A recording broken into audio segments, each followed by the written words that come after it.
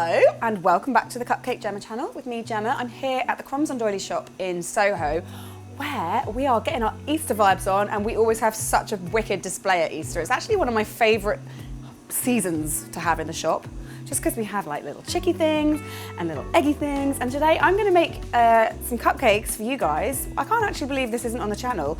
Well, various parts of it are on the channel, but this is the first time I've brought them together for you in a video. And it's our Easter Nest Cupcakes. So it's a really simple vanilla sponge with vanilla buttercream, but we put cute little nests on the top and then splatter it to make them kind of look a bit like eggs. And they're really fun and they're really delicious. And they're cute because Easter.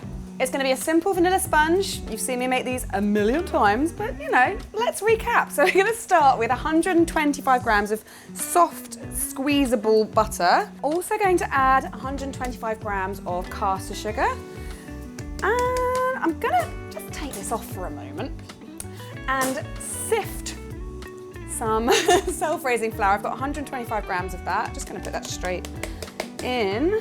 That's also got a quarter of a teaspoon of bicarbonate of soda and a little pinch of salt in there, just to bring out the flavour. So just pop that through the sieve. Have a little tidy up. Now pop your paddle back on, because it's not going to get very far without one of those. Also, last time I filmed here and used this machine, I'd forgotten about this handy light. So if you have a light, put it on so you can see what you're doing. If not, don't worry, your cupcakes will still turn out great with or without light, unless you're doing it in complete darkness. And then, 2 large free-range eggs. Just get that mixing. Start on a low speed just so it doesn't, you know, all fly out of the bowl. And then increase the speed. You're gonna beat that together for a minute or so, just to combine all the ingredients.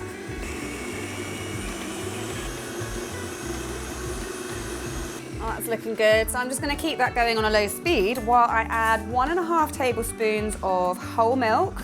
And then I'm going to add a quarter teaspoon, or a little bit more than that because it just all flew out, of vanilla extract. Good quality vanilla extract, and don't forget you can buy that on cupcakejemma.com. Then just speed that up and beat it all together for another 30 seconds to a minute. Beautiful. As usual, I like to use spoons to distribute my cupcake batter, but if you want, you can use a piping bag, or I don't know what else you could use, some other kind of distribution device. Just make sure, give it a good old scrape around with a spatula just to make sure you haven't forgotten any bits at the bottom, and then distribute evenly between 12 cupcake cases.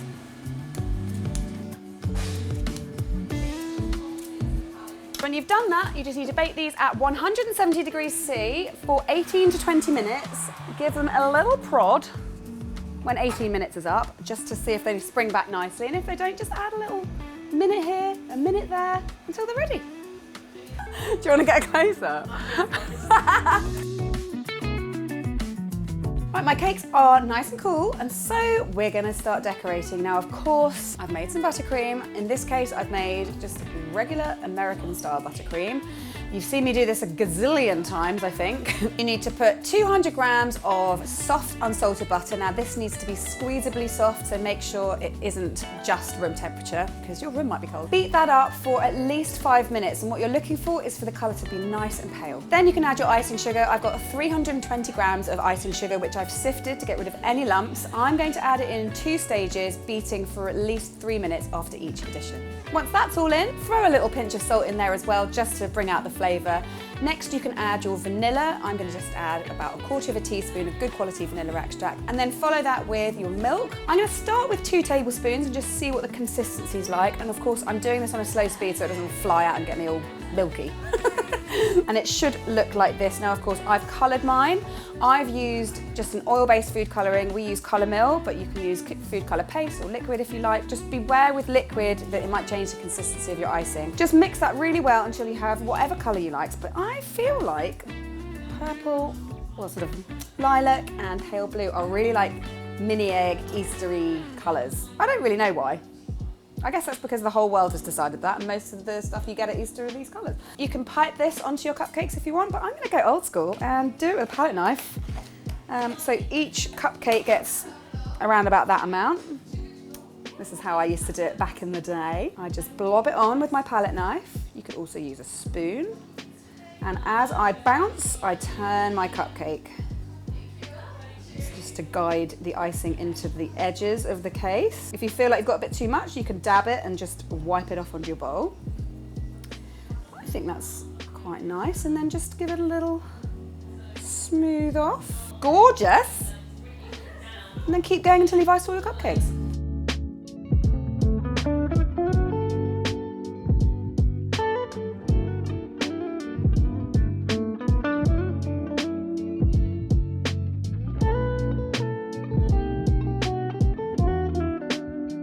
We've got to make these look all speckly, like a little, I don't know, like a little duck egg or whatever other egg is purple. I don't know if that is a thing. A mini egg.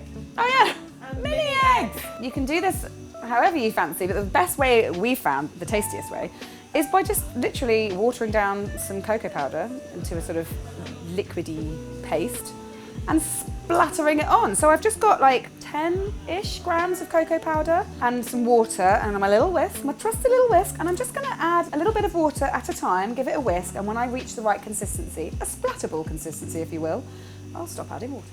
I think that's right. So it's quite sort of runny, but not so runny that it's just gonna kind of dribble down the whole cake. And it smells really good. I mean, which is to be expected because it's just basically cocoa powder. Right, get rid of you.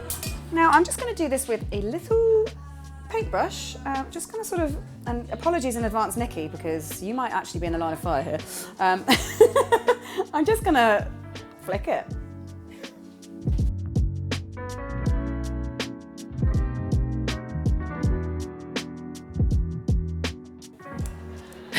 Well, that was messier than I was anticipating. Sorry, Nikki. As you can see, it's a messy job, but someone's got to do it, right? That's okay, you know. Baking is all about making messes, but then making something beautiful out of that mess. It's a pretty mess. Thank you, Nikki. Now, obviously, these are nestless at the moment, but we have some little cute little nests here. And these are so easy to make, I can't even tell you, but I will, because that's my job. So I've used shredded wheat, which is a cereal really common here. It's basically shredded wheat. They're like little sort of pillows. In a bowl, you're gonna put 50 grams of unsalted butter. This can be fridge cold if you want, and then add 200 grams of chocolate. Now I've got half 54% and half 70, just to mix it up a little bit. Then I've added 50 grams of golden syrup. You could use caramel, you could even use honey. Pop that into the microwave for, start off with 30 seconds, give it a mix in between each blast in the microwave until it's all melted together. And then I have 4 shredded wheats. I'm just gonna crumble them really gently. You don't wanna crumble them too much because you wanna get this twiggy effect. And then once all your shredded wheat is crumbled up, you can pour your lovely chocolate mixture all over the top and give that a mix. Now again, just be careful not to break up the shredded wheat too much because you want to keep those twiggy bits. So I'm just kind of folding it gently with a spatula. I have a sheet of greaseproof paper lining a tray, and I'm just gonna get a couple of spoons and just grab little clusters of this delicious stuff and kind of form it into a little nest shape with a bit of a divot in the middle. And then while it's still wet, I'm just gonna sprinkle some naked shredded wheat twigs just over the top, just to give it even more of a nest-like appearance. And then grab yourself a couple of mini eggs, or eggs of your choosing, just as long as they're small, and pop them into the middle while the chocolate's still not set, just otherwise they won't stick. Pop them into the fridge to set properly. And here they are, looking super duper nest-like, and they're actually really tasty as well because they're full of chocolate and golden syrup, which is all delicious. So all that remains is to just pop a little nest onto each cupcake to really finish these guys off.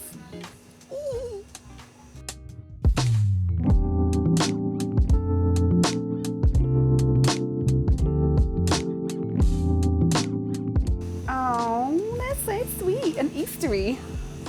I love them, and also they're just a really fun thing to make with kids as well, because look how satisfying they are. And also, kids do love a mess, don't they? Whether they know they're making one or not. So this is giving them permission to just make a mess, which I'm all about. Now, I'm going to have a little bite of this, but I'm going to take the nest off first because I feel like the world isn't ready to see that mess just now. So let's remove the nest, which I just carefully put on. Give it a little nibble. Yummy. Mmm. Delicious, crunchy bird's nest. No birds were harmed in the making of this nest as well, which is also a bonus. And then Just an absolute classic vanilla cupcake. Oh my gosh. I forgot how good a freshly baked vanilla cupcake is. You know, all your fancy flavours are great, but sometimes a vanilla cupcake is just where it's at. I hope you enjoyed that, and I really do hope you give it a go, with or without children. It's completely optional.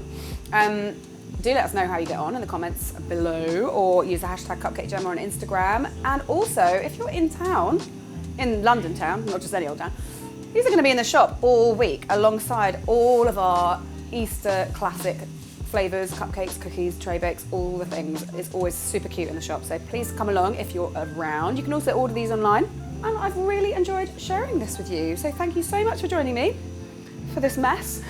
I'm going to go and clear it up, I guess. Maybe Nikki will help me, who knows? No? Oh, all right then. I guess I'm on my own. I'm going to need a cupcake to commiserate with. See you next time.